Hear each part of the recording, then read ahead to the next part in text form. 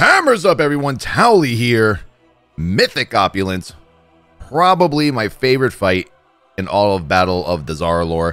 Little undertuned for Mythic, but still a very fun fight. You get to split your raid up into two sections, left, right. Then at the end, you fight Opulence, and it's a little, kind of like a nice little Zerg at the end. You get little crystals that help you throughout the fight. So from a tank perspective, let me show you what's about to happen. I'm pretty much in a DPS kind of build. I'm in like Seraphim, with Crusader's Judgment, Blessed Hammer. I do have my bop in case any bops need to be called out in the last phase. I do this because my Brewmaster, you know, let's just face it, Brewmasters are just fucking overpowered. And our Brewmaster can literally solo tank Opulence at the end, so I could just go ham. I have the Dazar'alor 400 Trinket, a 400 Fang, from I believe it's Temple of Sethrallis, which is like a frontal cone of toxic waste. But let's get you through this. I'm tanking the right side. First little phase here, basically every 10% this Yalat's Bulwark, this nice little golem here, moves from room to room. So you're moving room to room all the way to the end until you grab your crystals and you face the boss. It's a pretty cool layout. I like this fight a lot. So here we're in the flame room. So what I do as a tank in the flame room is I kind of bring him back to the gate. Everyone kind of stacks by me, and we just dodge his crushes. He has basically two abilities, Crush and Flame Punishment. And Flame Punishment is just like this frontal cone of fire that you have to just kind of, you know, dodge. And you just kind of spin around the boss as he spins. See, at this point, he's about to do it, but we're DPSing him so quickly that he's getting already through to the next room. Now, this is the laser room. I have weak auras. You can find them on Wagyu for this raid. So laser room. Current player gets targeted with a laser. You probably saw that little aura on the ground.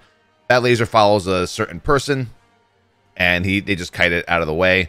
And if the laser now spawns on me, I will shift the boss if I have to. If I don't, I just keep him still. As you can see, the next laser spawned wasn't really near the boss, so I just kept him still. Now we're just working around. I did pretty good on this fight in terms of just DPS. I think I ranked like 3rd or 4th at the time. Fell down to about 5th or 6th by the end of the week for DPS done on this encounter. Because I have a Brewmaster, so I'm basically just padding. All right, so now we're in the dot room. Everyone here is just taking consistent dot damage. Here's the room where you kind of want to just get out of here. You want to push him to the next 10%, get him out of this room. Everyone's taking less dot damage. You have to watch out for the lasers coming in from the previous room. I can possibly make it into this one. That's why I moved him just a tad there. But there's that Flame Punishment. Everyone's just wrapping around. Now, the Mythic ability in this fight, I believe it's called Chaotic Displacement. What happens is Opulence, or whoever is doing it, takes a few players and swaps them from the left side to the right side to the left side. So it's a pretty cool mechanic. You know you're going to get swapped, so you know where to stand. And you want to make sure that you're swapping with the other person in a place that when he swaps over, he's not just standing in a pool of laser or in the middle of Flame Punishment. So you really have to be careful with how you swap when you are swapping with another player of the other side. You might see this happen a few times in this room. So that was just the laser room again. And then you just kind of repeat the rooms. So here's the flame room. Once again, taking them all the way to the gate. Laying down to consecrate. Laying down all those slates. Grab God. Not really. Now, in terms of traits, I believe I'm using Inspiring Vanguard and Double Treacherous with Double Bulwark, which is shield with whenever I hit Avenger Shield. Strength, and Treacherous gives me strength as long as I'm above a certain HP threshold, which I believe is like 20%. Maybe 20 or 50, I'm not sure. So here is the gem room. Now in the gem room, there's only one gem the tank can pick, and that's the diamond gem. That gives you about 50% damage reduction, or 50% absorb based on 300% of your maximum health. And now the other players, like the healers, they'll be taking, I believe it's the amethyst gem, which eventually will let us take like 99% reduced shadow damage as long as you're healing people in the raid, I believe is how it is. Then there's the ruby. Ruby is stacking buff on whatever target you're currently attacking that makes them take 1% damage per stack. So right now you can see that if you look at Yalat's Bulwark's frames right there, you see that little 2 and 3 and 4. I think that's the ruby. I'm not sure. We should be stacking it on them. You'll see it on Opulence at the end, and I'm pretty sure that is the stack. So we're in this last room here. And this room, the Flame of Punishment goes completely haywire. Like, it's taking up pretty much half of the room, so you got to be really careful when you're spinning around, really careful when chaotic displacement happens. Still got to dodge these crushes. But at this point, DPS-wise, I'm doing okay. I'm like at about 12.2k, number 15. I'll move up pretty soon. It's just like it's like a cleave class specs dream. There he goes. Look at that Flame Punishment. Fire, fire, fire, fire. Anyway, more crushes, and that's all you do in this phase. You know, you dodge mechanics, you swap, you go ahead, and there you go. And now once we're done here, now what you have to be careful for is you want to make sure that you finish the boss at or these mini bosses, excuse me, at the same time. So one side will call for the other side to slow down DPS, you know, chill, relax, don't do anything. Honestly, when they say that, I don't really slow down because I'm a tank and I'm, you know, yeah.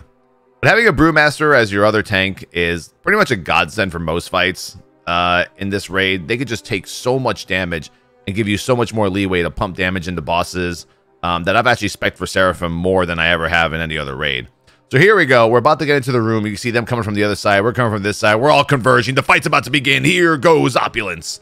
So there's the Brewmaster with the X on his head. Berdina. He's just gonna take the frontal cone ability from the boss called Coin Sweep, I believe it's called. Yeah, and that's a really big hit, and sometimes it'll deplete your diamond, but even then with stagger, as you can see, he's still, you know, yeah. So here's Spirits of Gold, and here's where my damage comes. So I'm pretty much already popped my Seraphim ahead of time a little bit because these things die pretty quickly. So I'm just spamming Blessed Hammer, judging when I can, more Blessed Hammer. You saw that I just used my Trinket. It's a pretty, if you looked at my cast bar in the upper left-hand corner, it was like a little bit of a frontal cone of just like venomous, toxic gas. And it hits everything for about like, I forgot what it's like a 4-second cast, I think. Maybe 4 or 3, I'm not sure. Yeah, so I'm moving up the rankings, boys. Here's Whale of Greed. Everyone stacks behind the boss at this point, and we all just kind of heal each other, blow cooldowns. I was guessing I could probably spec into Aegis of Light for this, but by the time I take one tick, it's pretty much wasted. You know, I'll try Aegis of Light next week. But at this point, on CD, Berdina's is on CD, but well, actually, you know, his is actually in use. But he's just still rocking it, man. I mean, their Brewmasters are just so overpowered. And then at this point, during the fight, people are walking out with basically the same ability that you would see in the first boss of King's Rest. Here we go. And rock 'em and sock 'em. Oh, and Shield of the Righteous hitting all those adds. Yeah, at this point, the boss has 80 stacks. He's taking 80% more damage.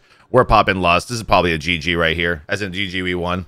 So Liquid Gold on Gunbusters, you'll see him go out into the hallways and drop off that Liquid Gold. The same as the first boss of King's Rest. You just walk out, you drop off the gold, you get healed. You can bop people who have it. So if they call for my bop, I use it. I believe they did call for a bop on somebody, and I used it. I forgot who it was. I wasn't really paying attention. But yeah, the worst thing that can happen in this fight to wipe you, and almost the only thing that can wipe you, is if someone drops Liquid Gold in the fucking raid. Like, in the melee. That forces us to move the boss, and then the ads get closer to the edge, and if the ads get closer to the edge, it's pretty much wipe show. So here's Whale of Greed again.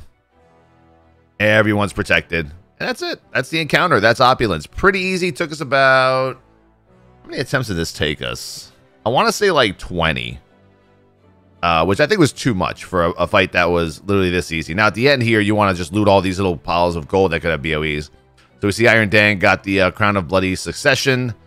Gunbusters got some belt action. Then you had some nice little trinket action for Ice Cold there.